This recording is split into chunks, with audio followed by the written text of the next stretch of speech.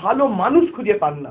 এটাও কিন্তু ভাগ্যের ব্যাপার, পূর্বজন্মের কর্মফল, ভালো জ্যোতিষ পাওয়া, ভালো ডাক্তার পাওয়া, ভালো টিচার পাওয়া, এগুলোও কিন্তু ভাগ্যের ব্যাপার, ঈশ্বরের কৃপা ছাড়া হয় না। অবশ্যই। এবং আমাদের সব জায়গায় মানে যেটা বলে দিচ্ছেন রামকৃষ্ণ, যে আমাদের কর্মটাকে সবসময় দেখতে হবে এবং আমাদের প্রচেষ্টা চালিয়ে যেতে হবে। কারণ এই জীবন হচ্ছে প্রবাহমান, এবং সেখানে কোনো সমস্যায় যেন আপনাকে থামিয়ে দিতে না পারে, আপনাকে এগিয়ে যেতে হবে। এবং এগিয়ে যাওয়ার জন্য যেটা সবচেয়ে আগে, সেটা আপনি চেষ্টাটা চালু রাখবেন, এবং তার সাথে সাথে আপনার ভাগ্যকে কিভাবে পরিচালিত করবেন সেই পরিচালনা করার দায়িত্ব তো রামকৃষ্ণদার, তাই তো? কারণ ভাগ্য কখন মানে আমাদের বিট্রে করে দেয় সেটা আমরা বুঝতে পারি না। সেই ক্ষেত্রে আমাদের আগের থেকে যদি একটু আমরা প্রিকশন নিয়ে নিই, এবং আমি এই কারণে মানে একটা বিশেষ ক্ষেত্র বলবো, যে ধরুন একটা ছেলে টেস্টে মাধ্যমিক দিচ্ছে, টেস্টে ও 50% পেয়েছে। এইবার এই জ্যোতিষশাস্ত্র তাকে ধরুন দ্বারস্থ হলো, কারো কাছে আসলো, অ্যাস্ট্রোলজি তাকে কতটা পার্সেন্টেজ বাড়িয়ে দিতে পারবে?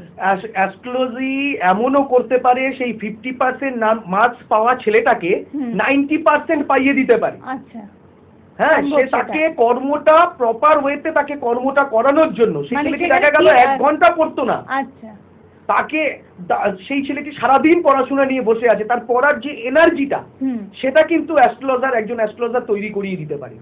এবং তার কাউন্সিলিং এর মাধ্যমে, দ্রব্যগুণের মাধ্যমে, এবং কতগুলো রেমিডির মাধ্যমে সেগুলো কিন্তু করিয়ে দিতে পারে। সেই ছেলেটি 90% পেতে পারে।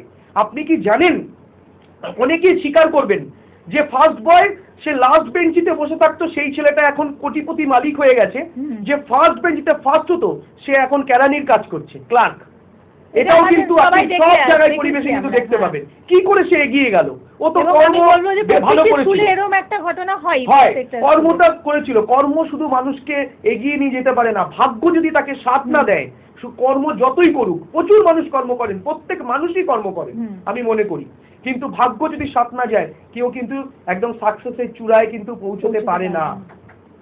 এবং সেই কারণেই কিন্তু এই ভাগ্যর ওপর আমরা প্রত্যেকে নির্ভরশীল, এবং ভাগ্য বিধাতার দয়া বা ভাগ্য বিধাতাকে প্রসন্ন করতে হবে। তার জন্য কিন্তু আমাদের শাস্ত্রেই লেখা আছে, কিছু নির্দিষ্ট উপায় আছে, কিছু নির্দিষ্ট পন্থা আছে, এবং সেগুলো কিন্তু আমাদের প্রত্যেককে ভালো করে জানতে হবে। এবং ভালো জানতে হবে মানে নিজেরা ঘরে বসে বসে তো আমরা জানতে পারি না, কোনো বিশেষজ্ঞ ব্যক্তি বলতে পারেন, যিনি কিন্তু এই শাস্ত্রটাকে ভীষণভাবে পড়াশোনা করেছেন, এবং অনুষ্ঠানের মধ্যে তার যে এত অপূর্ব ব্যাখ্যা, সেটা শুনেই আমার মনে হয় আপনারা বুঝে গেছেন যে এই শাস্ত্রের সাথে তিনি কতটা অঙ্গাঙ্গিকভাবে জড়িত আছে দীর্ঘদিন ধরে।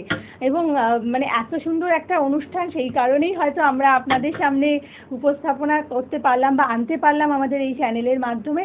এবং যারা যোগাযোগ করতে চাইছেন তারা কি করবেন, তারা আমাদের যে বুকিং নাম্বারটা দেখুন স্ক্রলে যাচ্ছে, বা আপনারা কাছ থেকে লিখে নিন, সেই বুকিং নাম্বারের মাধ্যমে আপনারা ফোন করুন, এবং ফোন করে আপনারা কথা বলুন। এবং যেটা উনি বলেছেন আমি সেই হিসেবে বলে দিচ্ছি, যে আপনার যে প্রবলেমটা আছে সেই প্রবলেমটা নিয়ে আপনি ডিসকাস করুন, এবং তারপরেই কিন্তু আপনি কি করবেন সেটা আপনি ডিসাইড করবেন।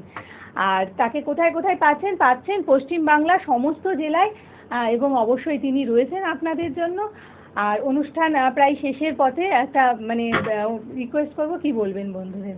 আমি বলবো আপনারা কিন্তু সচেতন হন, জ্যোতিষশাস্ত্রের উপর ভরসা রাখুন, এবং মনে রাখবেন সঠিক মানুষের কাছে যেতে হবে। অনেক রকম মানুষ কিন্তু রয়েছে, অনেকেই কিন্তু বলেন আমার মধ্যে আধ্যাত্মিক ব্যাপার আছে, আমি ভগবানের সঙ্গে ডাইরেক্ট কথা বলি, এইসব অনেক ব্যাপার হচ্ছে। আপনি শুধু সঠিক মানুষের কাছে যাবেন, সঠিক জিনিস ব্যবহার করবেন, নিশ্চয়ই কিন্তু কাজ হবে, এটা আমি কিন্তু বিশ্বাস করি। এবং নিশ্চয়তা কিন্তু রয়েছে, মানে নিশ্চয়তাটা দিয়েই তিনি কাজ করেন। এবং জ্যোতিষশাস্ত্র মানেই সেখানে কিন্তু may be or may not be এই ধরনের কথা নেই, যেখানে কিন্তু মাস্ট মানে অবশ্যম্ভাবীভাবেই যেটা হচ্ছে সেটাই তিনি তুলে ধরেন, এবং সেই কারণেই কিন্তু তার কাজের গ্যারেন্টি আছে, এই গ্যারেন্টি দেওয়ার সাহসিকতা আছে। কারণ এই গ্যারেন্টি দিয়ে তিনি বহু মানুষকে তো গাইডেন্স দিয়ে তাদের সৌভাগ্যের পথে পরিচালিত করেছেন, তাদের জীবনে প্রতিষ্ঠিত করিয়েছেন তাদেরকে। এবং বন্ধু, আপনিও কেন পিছিয়ে থাকবেন?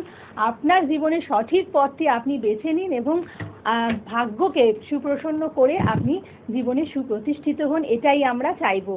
এবং আজকের অনুষ্ঠানে বন্ধুরা আজ সময় নেই, আমরা বিদায় নিচ্ছি, আবার আগামী অনুষ্ঠানে দেখা হবে। সকলে ভালো থাকবেন, নমস্কার।